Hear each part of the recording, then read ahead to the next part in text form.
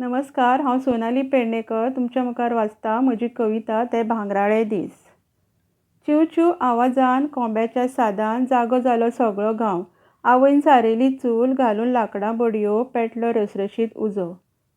एका अर्दान चडयलें च्याचें आयदन, दुसऱ्याचेर दवरलो बिडाचो तवो.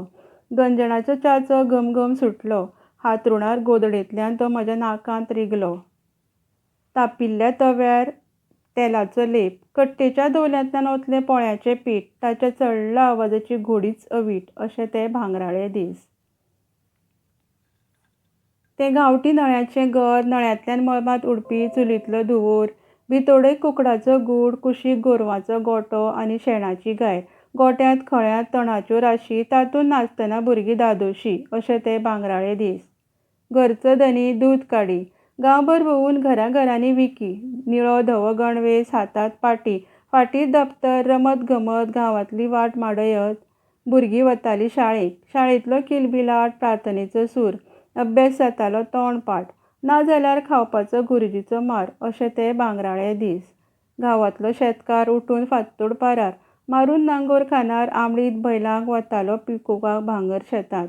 दनपरां घरकान्न घेवन उकडी पेज, आमली, खारें, भाकरेची शिदोरी घरकाराच्या जोडीन पावतालीं शेतार. अशें ते भांगराळे दीस. गांवांतल्यो बायलो जळवाक वताल्यो, दोंगर रानां माड्डून भोरे बांदताल्यो. माथ्यार चुंबळ किरवटेक कोयतो, माथ्यावयलो बोरो सांबाळीत एकामेकाच्या सांगातान गांवांत पावताल्यो. बोरांतलीं लांकडां माळार सुकयतालीं, पावसाच्या पुरुमेताक होपीत ढाळटालीं. अशें ते भांगराळे दीस. रेंदेर माडार सूर काडी, भाटांत कामेरी घाम गाळी, भाटकार ताचेर नदर दवरी. फांतोडे पारार पोदेराचें पोंक पोंक नुस्तेकानीचो साद.